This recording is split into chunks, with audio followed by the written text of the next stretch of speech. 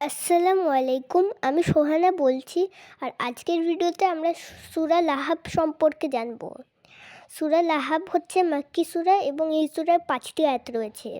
আমি সূরাটি পড়ে শোনাচ্ছি। আউযু বিল্লাহি মিনাশ শাইতানির রাজিম। বিসমিল্লাহির রহমানির রহিম। তাব্বাত ইয়াদা আবি লাহাবি ওয়া তাব্ব মা আগনা আনহু মালুহু ওয়া মা কাসাব সায়াসলা নারান যাতা লাহাবি ওয়া ইমরাতুহু হাম্মালাতাল হাতাব ফি জিদিহা হাবলুম মিন মাসাদ। যার অর্থ, ধ্বংস হোক আবু লাহাবের 2 হাত, আর সে নিজেও ধ্বংস হোক। তার ধন ও উপার্জন কোনো কাজে আসবে না। শীঘ্রই সে অগ্নি লেলিহান শিখায় জ্বলবে। তার স্ত্রীও যে কাষ্ঠ বহনকারী, তার গলায় থাকবে পাকানো রশি। তাফসীর। আয়াত 1। আবু লাহাব, যার অর্থ আগুনের শিখা। আবু লাহাবের আসল নাম ছিল আব্দুল উজ্জা। আবু লাহাব ছিল তার ডাকনাম। তিনি ছিলেন রাসূলুল্লাহ সাল্লাল্লাহু আলাইহি ওয়াসাল্লামের পিতৃব্য। এই নামটি তিনি লাভ করেন তার প্রচণ্ড আগুনের মতো মেজাজ ও উজ্জ্বল গাত্র বর্ণের জন্য। সে ছিল শিশু ইসলামের এক চরম শত্রু।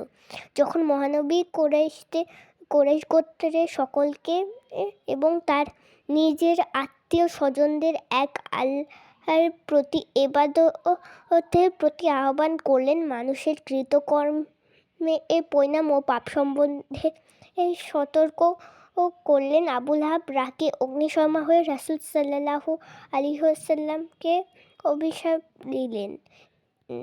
আবু লাহাবের অন্ধ আক্রোশ থেকে উচ্চারিত অভিশাপ বাণী কোনোদিনও সত্যে পরিণত হয়নি। ইসলামের উদীয়মান সূর্যের দিনে দিনে আরও ভাস্বর ও প্রখর হতে থাকলো এবং যারা ইসলামের প্রচারে প্রচণ্ড শত্রুতা করেছিল, তাদের শক্তি ও ক্ষমতা ধীরে ধীরে হ্রাস পেতে থাকে। এদের মধ্যে অনেকেই বদর যুদ্ধে নিহত হয়। আবু লাহাব বদরের যুদ্ধের কিছুদিন পরে মহামারীতে ভীষণ দুরবস্থার মাঝে মারা যায়। এই আয়াতে হাতের উল্লেখ আছে। মানুষের সব কাজ হাতের প্রভাবই বেশি। তাই এখানে এই ব্যক্তি সত্তাকে হাত বলে ব্যক্ত করে দেওয়া হয়। আবু লাহাবের মৃত্যু ছিল অত্যন্ত করুণ। তিনি মহামারীতে আক্রান্ত হন। ফলে সংক্রমণের ভয়ে তার আত্মীয় স্বজনেরা তাকে নির্জন প্রান্তে রেখে আসে। সেখানে তিনি অসহায় ও করুণ মৃত্যুবরণ করেন। তাই আর ধন সম্পদ ও সন্তান সন্ততি কোনো কাজে আসেনি। ধন সম্পদ ও সন্তান সন্ততি ছিল আবু লাহাবের অহংকার ও গর্বের বিষয়বস্তু। 3 নং আয়াতে ভবিষ্যৎবাণী করা হয়েছে যে পৃথিবীর জীবনের শেষ পরিণতি সম্বন্ধে। আয়াত 2, 3, 4 ও 5। আবু লাহাবের ন্যায় তার স্ত্রীও রাসূলের প্রতি বিদ্বেষ ভাবাপন্ন ছিল। সে এ ব্যাপারে স্বামীকে সাহায্য করত। সে খেজুরের পাতা দ্বারা রজ্জু পাকিয়ে তা দিয়ে খেজুরের কাটার বান্ডিল তৈরি করে রাতে আঁধারে তা বয়ে এনে রাসূলের যাত্রা পথে বিছিয়ে রাখত, যেন তা রাসূলকে আহত করে। জ্বালানি কাঠ বহন করা বাক্যটি প্রতীকধর্মী।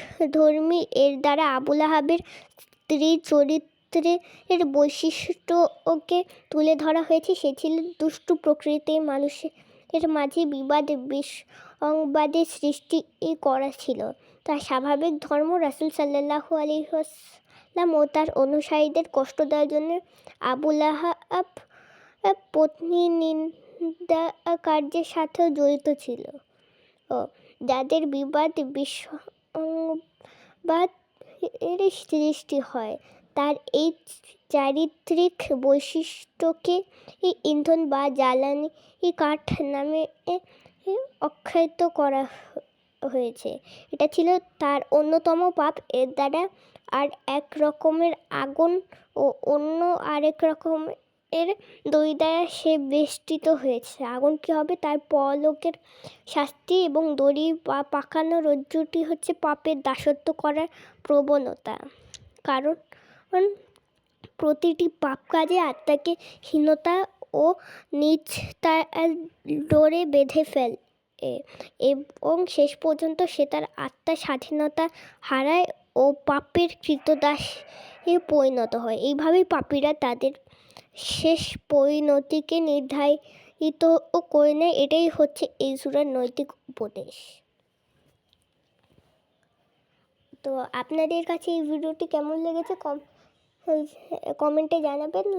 লাইক সাবস্ক্রাইব করবেন, বেশি বেশি শেয়ার করবেন। ভালো থাকবেন, সুস্থ থাকবেন। আসসালামু আলাইকুম।